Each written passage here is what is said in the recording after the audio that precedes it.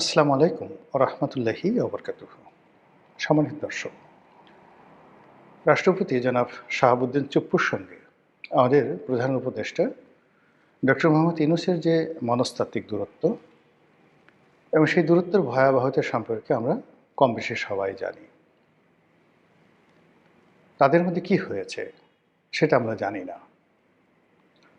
আপাতদৃষ্টিতে আমরা যেটা দেখলাম সেটা হলো যে জুলাই, আগস্ট গণঅভ্যুত্থানের পর যখন ডক্টর মোহাম্মদ ইউনূস সরকারের অভিষেক হলো, সেক্ষেত্রে শাহাবুদ্দিন চুপ্পু তিনি সরকারের অনুগত রাষ্ট্রপতি রূপে তিনি সকলের শপথ বাক্য পাঠ করালেন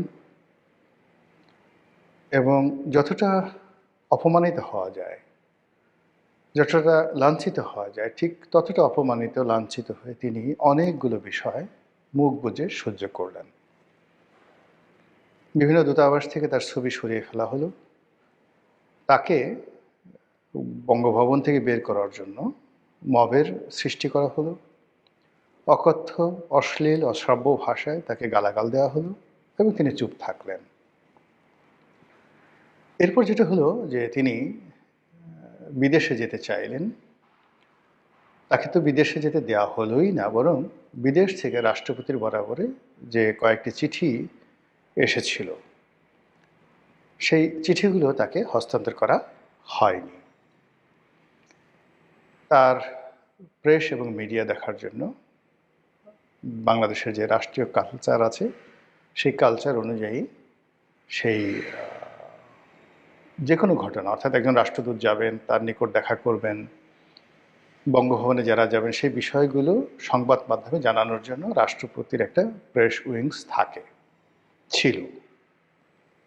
এটাকে উইথড্র করে নিয়ে যাওয়া হয়েছে, ফলে আসলে উনি ওখানে কার্যত গৃহবন্দী অবস্থায় আছেন। এই জিনিসগুলো কেন হলো, কী কারণে হলো এবং রাষ্ট্রপতি চুপ্পুর দোষ কী?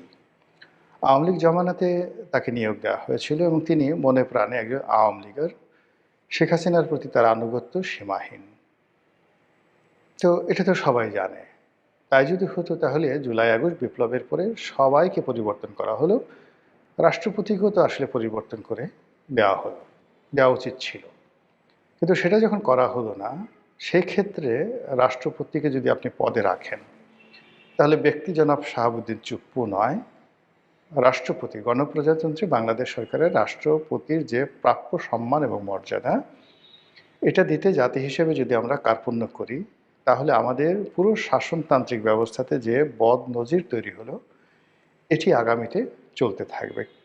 সেই কাজটি ডক্টর মোহাম্মদ ইউনূসের জমানাতে প্রবলভাবে হলো।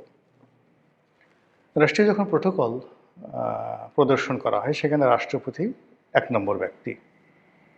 তিনি মঞ্চে উঠবেন, বাকি সবাই থাকবেন। এবং এখন যদি প্রধান উপদেষ্টা বলা হয়, তাহলে এটার অন্তর্নিহিত সত্য কী? প্রধান উপদেষ্টা মানে রাষ্ট্রপতিকে যিনি উপদেশ প্রদান করবেন। তো রাষ্ট্রপতিকে যিনি উপদেশ প্রদান করবেন, উপদেষ্টা, তিনি তো আসলে রাষ্ট্রপতির চেয়ে বড় হন না। এবং আমাদের দেশে যে সরকার ব্যবস্থা, পার্লামেন্টারি ফর্ম অফ গভর্নমেন্ট, এখানে প্রধানমন্ত্রী সরকারের এক্সিকিউটিভ প্রধান। কিন্তু তা সত্ত্বেও তিনি যখন বিদেশে যাবেন, বিদেশ থেকে এসে রাষ্ট্রপতির সঙ্গে দেখা করবেন এবং আরও রাষ্ট্রের যে সকল প্রোটোকল রয়েছে, যেমন ধরুন দুর্নীতি দমন commission, auditor general office, supreme court, তারা স্বাভাবিকভাবেই একটা বাৎসরিক বিভিন্ন উপলক্ষে রাষ্ট্রপতির সঙ্গে দেখা করেন এবং একটা প্রতিবেদন দাখিল করেন। তো এই কাজগুলো ছাড়াও রাষ্ট্রপতি পদাধিকার বলে বাংলাদেশের সকল বিশ্ববিদ্যালয়গুলোর চ্যান্সেলর। ফলে সেই সকল বিশ্ববিদ্যালয়ের যে সমাবর্তন অনুষ্ঠান, সেখানে তাকে দাওয়াত করা হয় এবং তিনি নিজে যান, অথবা সমাবর্তনে কে অতিথি হবেন সেটা অনেক ক্ষেত্রে তিনি বলে দেন, অথবা তিনি অপারগতা প্রকাশ করলে বিশ্ববিদ্যালয়ের যে সিন্ডিকেট রয়েছে তারা অন্য কাউকে প্রধান অতিথি হিসেবে সেখানে বরণ করে নেন। কিন্তু এখানে প্রথম অগ্রাধিকার হলো রাষ্ট্রপতির। আমাদের দেশে গত 15 মাসে এই যে রাষ্ট্রপতির যে ইনহ্যারেন্ট পাওয়ার, বিশ্ববিদ্যালয়গুলোতে গিয়ে তিনি সমাবর্তন অনুষ্ঠানে বক্তৃতা দেবেন, সেটি হয়নি। দ্বিতীয়ত হলো যে সামরিক বাহিনীর অনেকগুলো অনুষ্ঠান থাকে, সেই অনুষ্ঠানের কিছু অনুষ্ঠানের নামই আছে রাষ্ট্রপতির কুচকাওয়াজ অনুষ্ঠান। তো যেখানে রাষ্ট্রপতির কুচকাওয়াজ অনুষ্ঠান হবে সেখানে রাষ্ট্রপতি প্রধান অতিথি থাকবেন, তিনি উপস্থিত হবেন, এটাই স্বাভাবিক।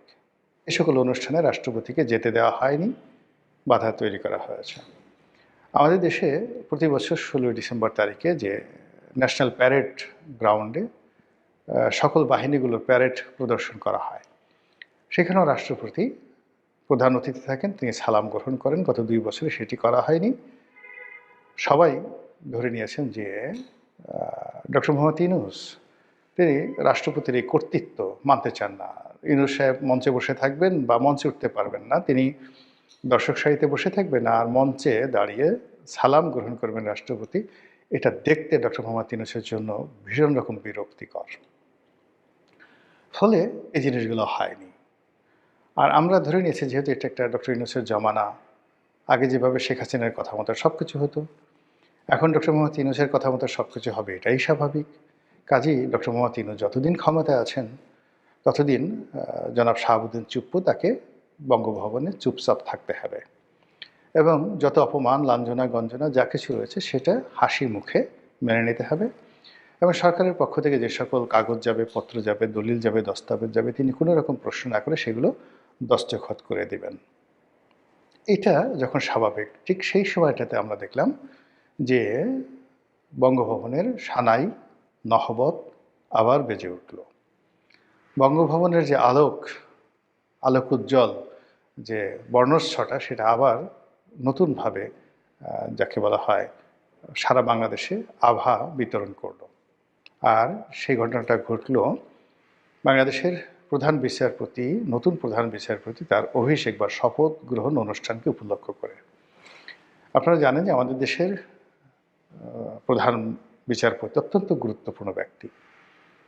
আর এইবার যিনি প্রধান বিচারপতি হয়েছেন তিনি আরও অনেক কারণে গুরুত্বপূর্ণ। তার একটা বর্ণাঢ্য ক্যারিয়ার আছে এবং তার বাবা বাংলাদেশের খুব নামকরা একজন বিচারপতি ছিলেন, জাস্টিস আব্দুর রহমান চৌধুরী। আমার সৌভাগ্য হয়েছিল তার সঙ্গে অনেক দিন একত্রে কাজ করার। আমাদের একটা সাংস্কৃতিক সংগঠন আছে, মানে আমি আগে খুব অ্যাক্টিভ ছিলাম, এখন অতটা অ্যাক্টিভ নেই, কিন্তু যখন আমি কলেজে পড়তাম তখন সেই সংগঠনটির সঙ্গে আমি খুব যাকে বলা হয় ওতপ্রোতভাবে জড়িত ছিলাম বিশ্ববিদ্যালয় জীবন পর্যন্ত, টানা 6-7 বছর। সেই সংগঠনটির নাম হলো তমুদ্দুন মজলিস।